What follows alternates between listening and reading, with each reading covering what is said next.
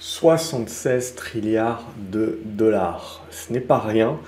Et vous le savez, ça va avoir une grande importance quand on pense que la bourse n'est pas qu'une question économique, ce n'est pas qu'une question de profit des sociétés, c'est aussi une question de flux, et notamment de flux entrant sur les marchés. Et en l'occurrence, ici, ce qu'il faut bien se dire, au-delà de dire et de conclure, pas pour tout le monde bien entendu, mais dans la généralité, que la crise Covid finalement a été une des seules crises certainement de l'histoire, hein, je n'ai pas vérifié, mais qui a créé de la richesse, notamment par l'interventionnisme des banques centrales et des États, et on est en plein là-dedans et on aura beaucoup de mal à s'en sortir, mais là n'est pas la question. On arrive aujourd'hui, vous le voyez via ce graphique, au niveau des baby boomers, à quasiment 70 trilliards de dollars. Alors c'était une stat qui avait été en milieu d'année. Donc c'est tout simplement le patrimoine, donc ça inclut les actions, puisque on le sait aux États-Unis, vous avez une retraite qui se prépare notamment par capitalisation, et donc vous investissez dans le 401K qui pourrait entre guillemets être l'équivalent de l'assurance vie, mais c'est quelque chose que l'on pousse à faire, mais c'est quelque chose aussi avec le PER, etc. en France, où on est en train de pousser vers ça aussi. Et l'immobilier, bien entendu. Et donc ce que l'on a, et donc vous le voyez ici, les différents niveaux. Pour moi, ce qui est important ici de comprendre, c'est qu'aujourd'hui, donc, quand vous regardez ce graphique-là et qu'on parle de flux sur les marchés, on peut le comprendre de deux façons.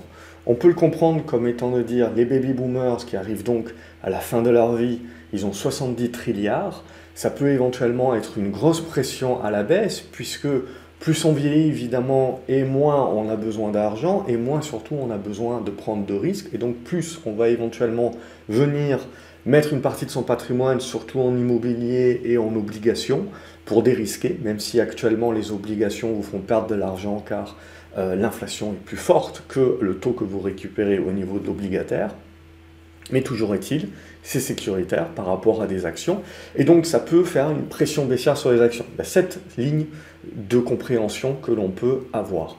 Il y a une autre ligne de compréhension que l'on peut avoir, c'est justement parce que ces baby boomers aujourd'hui, dans la majorité des cas, n'ont pas vraiment besoin d'argent, ils ne vont pas nécessairement vendre leur portfolio actions. Alors peut-être qu'une certaine partie va réallouer justement pour dérisquer un certain nombre de choses, mais globalement, aujourd'hui, on parle surtout de héritage. Et au niveau de cet héritage, on va surtout parler de passation. C'est-à-dire que les portefeuilles, plutôt que d'être vendus pour être transformés en cash et distribués ensuite en cash, on peut estimer que ces portefeuilles-là seront transmis. Et c'est ça, pour moi, qui va être très intéressant et très important dans les années à venir, hein, puisqu'on parle aujourd'hui de cet héritage, donc de 70 trilliards à passer en héritage, et on parle déjà aujourd'hui par année de 2 trilliards de dollars qui sont transmis par héritage. Alors ils sont transmis par héritage à qui? À la génération X, hein, notamment, mais vous le voyez, cette génération X également s'est enrichie, et également, entre guillemets, a quand même un patrimoine assez important, et cette génération X est déjà bien établie dans la vie. Donc la génération qui en a le plus besoin, c'est essentiellement la génération des millennials. Donc on le voit, qui eux aussi ont profité de la crise, mais bien entendu en termes de patrimoine, qui sont encore dans la construction de ce patrimoine. Et donc c'est là pour moi où c'est important, puisqu'on a cet argent-là qui est transmis, donc soit via du cash, soit des biens immobiliers, soit des biens et des actifs, que ce soit des obligations ou des actions. Et ensuite, la question, c'est de savoir, évidemment, qu'est-ce que l'héritier va en faire. Dans la majorité des cas, je pense que l'héritier conservera ou vendra une partie pour l'utiliser pour investir. Et c'est là où c'est très intéressant, puisque dans une époque où on a parlé beaucoup YOLO trading, où on a beaucoup parlé justement de Robinhood, etc., et donc on l'a vu avec beaucoup de spéculation sur les marchés, plus dans un monde où on a également la crypto-monnaie, la question c'est de se demander où va aller cet argent. Alors bien entendu, l'essentiel de cet argent va certainement rester globalement investi, que ce soit en immobilier, etc. Le cash servira certainement pour les générations futures à d'abord se mettre un toit au-dessus de la tête, mais il ne faut pas négliger qu'une partie justement de cet héritage sur la prochaine décennie, continuera de vouloir s'investir en bourse, mais s'investira d'une manière qui est différente qu'il était investi jusqu'alors. Et c'est là où les rotations également rentrent en ligne de compte. Alors déjà, il faut avoir ce graphique-là en tête. Alors c'est un graphique avec les capitalisations, la capitalisation totale des obligations plus les actions. Vous savez que les obligations sont en concurrence avec les actions, mais actuellement il y a tellement d'argent qu'il n'y a pas vraiment de concurrence, hein. On est un petit peu sur toutes les classes d'actifs. Surtout, regardez, là il y a un petit truc ici, c'est crypto, c'est 1%. Donc en gros, c'est la capitalisation de Amazon aujourd'hui. Mais surtout, vous voyez bien que ce qui fait le poids, ce ne sont pas les actions, mais là on ne parle que des actions américaines, mais on le sait, les actions américaines représentent la majeure partie aujourd'hui de la capitalisation mondiale.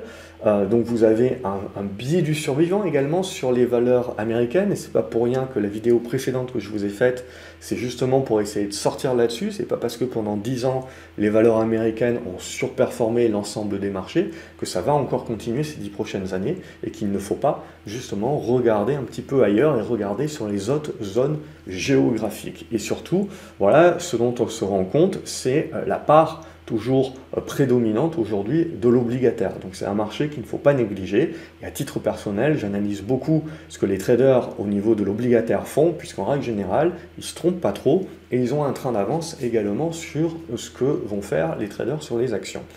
Et donc ce petit monde de crypto. Donc ce qu'il faut bien se dire aujourd'hui, c'est que quand vous avez 2 trilliards de dollars qui sont passés en héritage par an, et ça va aller exponentiel, ça va aller croissant sur les 10 prochaines années, et bien cet argent-là, il va être investi en immobilier, en conservation de l'obligataire et également en actions. On le voit, si on a une remontée des taux, si on a de l'inflation également, on peut avoir une mentalité de la génération X ou des millenniums qui reçoivent ces héritages qui est complètement différente de la mentalité et des gestions de portefeuille qu'il pouvait y avoir pour des baby boomers qui étaient en préparation de leur retraite.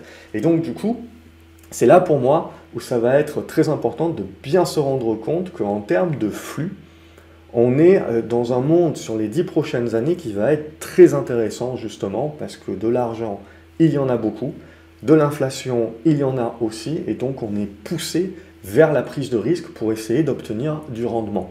Et l'obligataire, actuellement, même si vous prenez des obligations qui protègent contre l'inflation, vous êtes en taux réel négatif.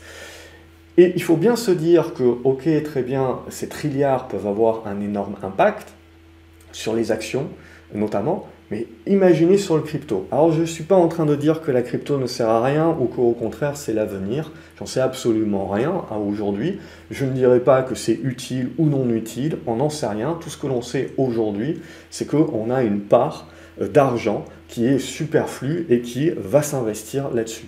Et on le voit, comme c'est un marché qui est très étroit, comme vous avez 2 trilliards de dollars qui sont distribués comme ça, eh bien, il faut se dire que si vous avez ne serait-ce que 1 ou 2% de ces trilliards de dollars qui passent et vont s'investir sur le marché crypto, en alternative d'investissement dans l'immobilier, dans les actions et dans les obligations également, ce qui aura aussi un effet bénéfique, mais ça va faire de la rotation puisque c'est de l'argent qui est déjà aujourd'hui présent quand même sur les marchés. C'est juste pour moi l'importance de bien comprendre que dans les années à venir, on va plus parler, je pense, de rotation de l'argent que d'accumulation et de la bulle encore de tout. C'est parce que justement, petit à petit, on va fermer le robinet de l'argent. Et donc pour moi, ça va être vraiment d'être dans la capacité de pouvoir savoir comment l'argent va jongler. Et le crypto, vous vous rendez bien compte qu'aujourd'hui, même si vous avez une toute petite partie qui capte, c'est comme vous avez un marché qui est très étroit, ça peut tout de suite démultiplier les choses. On a vu déjà sur cette année Covid, etc., l'impact qu'a pu avoir ces flux qui ne sont pas si importants. Quand on regarde vraiment concrètement, hein, les flux dans les crypto-monnaies ont créé énormément de décalages, des décalages en pourcentage exceptionnels, mais c'est pouillemesque par rapport aux flux évidemment que vous pouvez avoir dans l'obligataire ou dans les actions. Donc voilà, c'était la réflexion que je voulais vous donner par rapport à ça. Pour moi, la démographie, j'avais fait une vidéo également il y a quelques mois, et quelque chose qui va être très important pour l'avenir, qu'on discute inflation, mais qu'on discute également gestion de patrimoine, etc. Et donc là également, dans les pondérations des portefeuilles, je suis vraiment assez intéressé de voir comment les choses vont évoluer avec ces héritages en pagaille et les mentalités des investisseurs. On sait également qu'on est dans un monde qui nous pousse à prendre plus de risques. Les gouvernements vont nous pousser évidemment à ne pas conserver de l'épargne qui se fera rogner par de l'inflation et en ne remontant pas les rendements assez vite des différents livrets X ou Y pour pousser à la consommation, mais également pousser à l'investissement.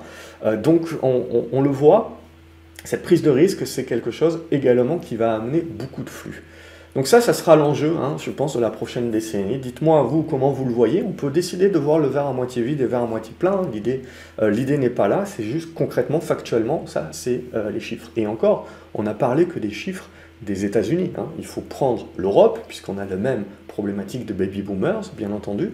Et puis, dans 20 ans, ça sera le cas de la Chine, ça sera également le cas de l'Amérique latine, etc. Donc tout le monde va y passer, donc c'est les enjeux, je dirais, pour les 10, 20, 30 prochaines années, où on rentre dans ce genre de cycle-là, et je vous invite à regarder ma précédente vidéo, notamment sur la vue et la perspective démographique, et comment on investit dans ce type de perspective. N'hésitez pas à me dire ce que vous en pensez dans les commentaires, je me ferai un plaisir de vous répondre et de vous lire, ça peut permettre également de rendre la vidéo plus exhaustive. N'oubliez pas de liker la vidéo, de la partager. Quant à moi, je vous dis à la prochaine. Merci beaucoup d'être toujours plus nombreux à regarder ces vidéos. Allez liker, allez commenter, ça fait plaisir et puis ça motive. Excellente journée à vous les graphes et à la prochaine.